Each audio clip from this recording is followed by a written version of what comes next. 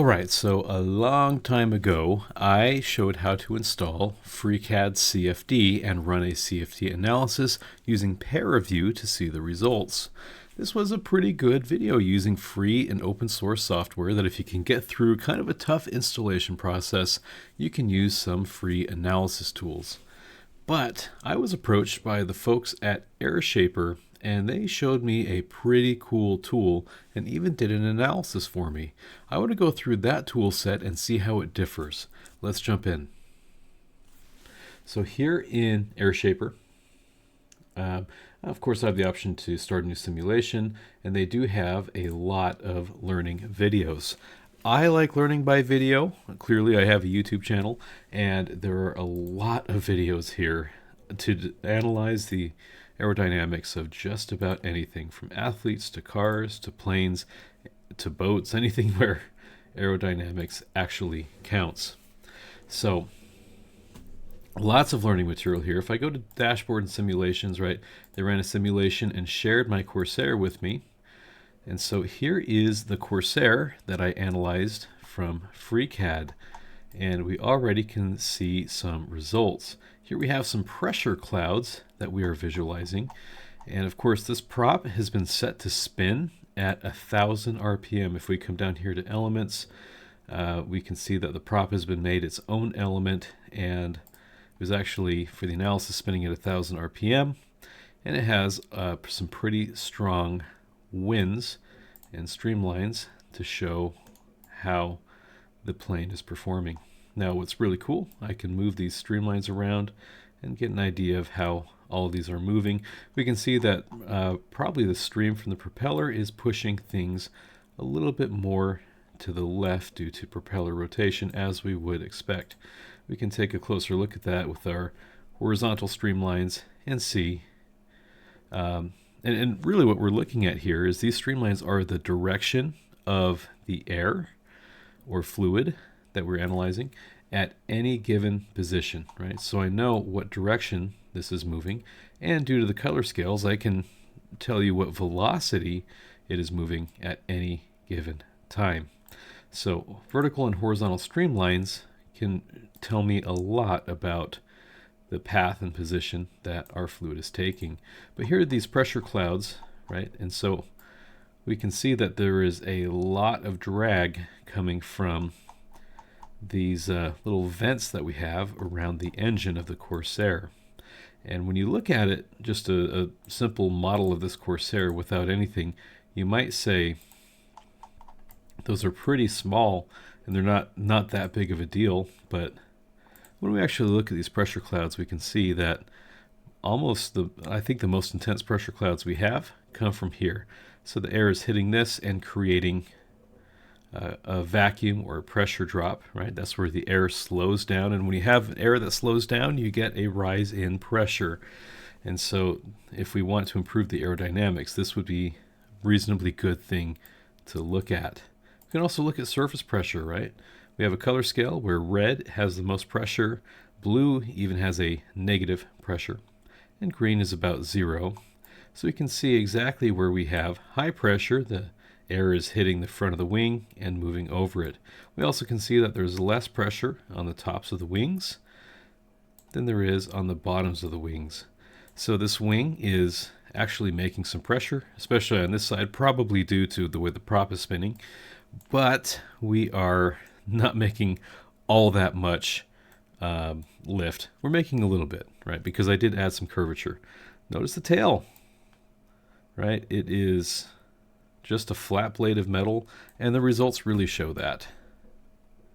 There's not much going on with that flat tail that I made, because I didn't make this to be an aerodynamically accurate model when I sat down and modeled it years ago. But it did show what you can do with FreeCAD. So surface pressure is very telling as to how our model is acting. We can see that since we have a spinning prop, if this is going at 1,000 RPM, we're getting a lot of pressure on that lead edge and a lot of negative pressure behind it. Surface friction, right? This is caused by the air rubbing on the outside of the plane. Notice how just easy and accessible all of these tools are. It is really nice to be able to go through this without having to go through a whole bunch of steps to get the visualization, right? This is really built in. And we can see that where we have the most friction, or where the air is most interacting with the surfaces of our plane. Likewise, these are sources of noise, and it's probably pretty obvious that the prop is going to be one of the loudest parts of the plane when it's spinning at 1,000 RPM. But we also have a lot of noise generated from these vents around the body of the Corsair. So if we want to have something that flows a lot more quietly, and if noise is an issue, right, we have the information right in front of us. Of course, we have these elements where we can set the prop to spin at 1,000 RPM. We also have forces, and so if I wanted to test the lift of my plane, which there isn't that much, then we can start to see these results. I'm not an expert in interpreting results on this level, but we do have our X, Y, and Z forces, and this is a way that we can see our lift coefficient, drag coefficient, frontal area, planform area.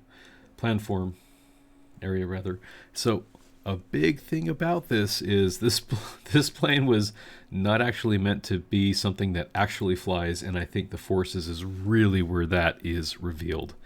But it does show us all the places where we can improve, right? Because we can go back and say, yes, our tail has pretty much no pressures the way that you would need, right? And it gives us a very, very telling description on exactly where the shortcomings of this plane would be, make it so it can't fly in actuality, and it helps us improve our aerodynamic analysis. So that is a quick overview of the results. When we run simulations, right, if I jump into the simulations that are shared with me, and I go into downloads, and this is a PDF report of that analysis. And as we come down here, right, it makes 26 pages of analysis information. And it goes through all of the different forces that we see, whether we're talking about drag force, lateral force, lift force, etc., etc., and it breaks it into pressure, friction, and total. So it's really nice to be able to differentiate, are these forces coming from pressure acting on the outside of the plane, or just the air sliding over the plane, and then we can see what our total forces are. Of course, we have moments if this wants to twist due to the air striking it. And we have drag coefficients. How much drag are we seeing? And it's really cool that we get graphs that are related to velocity. So there's just a lot of information and different views that are, I think, generated every time you do an analysis. It can fill in these reports in a very professional way and with explanations as to how to read the results. Yeah, great views to see all those different air streams. And we can break up the velocity of the air at different points and run a noise analysis. So Airshaper really makes results easy to see and understand. It's easy to visualize, and it's easy to tell the forces as they come in. So when we go back to our dashboard, right, there's a bunch of simulations that are already done as samples, right? We can do a slate truck, for example, and it gives us all sorts of information about the pressure. It's kind of a cool truck, actually. It's the right size. You know, they make trucks way too big these days. A smaller size truck is a-okay with me. Besides that little tangent, though, right? So we get tons of different sample simulations. Then we go over here into plans, and this is really the only thing that I would think to change about Airshaper. Right now, there's an enterprise custom plan if you get 500 credits or more. For this, at first I read that as €2.99 a year, but this is actually 2,990 a year, right? Different conventions. Some people use periods, and some people use commas to denote different things. So this is 2,990 euros a year, and then 990 euros a year for 25 credits. This is like the hobby level, if you want to explore your first designs. The only thing that I would change is I would probably have a pay-as-you-go option. What this is right now is you buy a certain amount of credits that are good for a year. If your credits are not used, I don't know if they roll over. Let's look at the pricing table. Yeah, the credits are valid for a year. So it's kind of on a use it or lose it thing. If you want to do a pay-as-you-go, I don't know if I don't think one simulation would take a full 25 credits. So maybe people can afford, one simulation worth, and that's what they want to do, and not be put into a use it or lose it by the end of the year kind of plan. So I might add just a very, very beginning thing. That's the only thing I could think that I would want to change about Airshaper. The analysis looks very easy to interpret, and there's a lot of videos, blogs, research courses, etc. That have resources for people wanting to learn. So it's all pretty well covered. And likewise, what does it look like setting up an analysis? The folks at Airshaper were nice enough to send me some footage. Let's take a look at what the analysis setup looks like. All right, so let's take a look at a real analysis from Airshaper. This footage comes from Airshaper. They were nice enough to let me borrow some setup footage. When we import a file, the first thing that we choose is the simulation type. You can do on ground if you're doing a car, above ground if you're doing something that flies. You can choose moving and velocity so that you can have your air or fluid moving. And we can choose a scaling factor, right? So like I did not have my Corsair be life size, and so we scaled it up to a life size Corsair when we did the simulation. And then you can choose, of course, units if you want imperial or metric, and then you can just run the simulation. So the setup is so easy if you compare it to other methods of setting up a simulation. Things can get really complicated really quick, but all that seems to be taken care of. And you can have a simple setup with easy to read results. So that's Airshaper. Maybe the FreeCAD CFD workbench is the right thing for you.